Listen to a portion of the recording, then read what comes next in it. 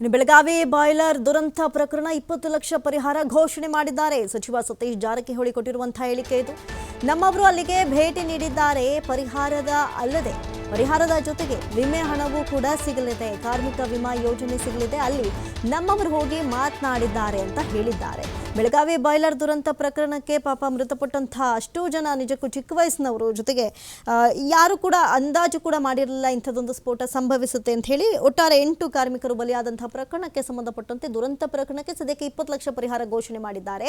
ಜೊತೆಗೆ ಪರಿಹಾರ ಅಲ್ಲದೆ ವಿಮೆ ಹಣವೂ ಕೂಡ, ಇನ್ಶೂರೆನ್ಸ್ ಹಣವೂ ಕೂಡ ಸಿಗಲಿದೆ. ಕಾರ್ಮಿಕ ವಿಮಾ ಯೋಜನೆ ಕೂಡ ಸಿಗುತ್ತೆ. ಅಲ್ಲಿ ನಮ್ಮವರು ಹೋಗಿ ಮಾತನಾಡ್ಕೊಂಡು ಬಂದಿದ್ದಾರೆ ಅಂತ ಹೇಳಿದ್ದಾರೆ.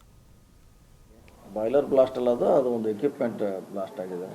ಎಲ್ಲ ಕೊಟ್ಟಿದ್ದ ನೀನು ಘೋಷಣೆ ಮಾಡಿದಾರಲ್ಲ 20 ಲಕ್ಷ ಅಂತ ನೀನು ಘೋಷಣೆ ಮಾಡಿದ್ದಾರೆ ಅದಕ್ಕೆ. ಸೊ ಇನ್ನು ಬೇರೆ ಇನ್ಶೂರೆನ್ಸಿಂದ ಬರುತ್ತೆ, ಮತ್ತೆ ಬೇರೆ ಬೇರೆ ಕಡೆಯಿಂದ ದುಡ್ಡು ಅವರಿಗೆ ಅವರು ಕಾರ್ಮಿಕ ಇಲಾಖೆಯಿಂದ ಬರ್ತೈತಿ ಇನ್ಶೂರೆನ್ಸ್, ಇನ್ನು ಬೇರೆ ಬೇರೆ ಮೂಲಗಳಿಂದ ದುಡ್ಡು ಬರ್ತದೆ. ಅಟೆಂಡ್ ಮಾಡಿದಾರೆ ಹೋಗಿ. ಬಾಯ್ಲರ್ ಬ್ಲಾಸ್ಟ್ ಅಲ್ಲ, ಅದು ಒಂದು ಎಕ್ವಿಪ್ಮೆಂಟ್ ಬ್ಲಾಸ್ಟ್ ಆಗಿದೆ.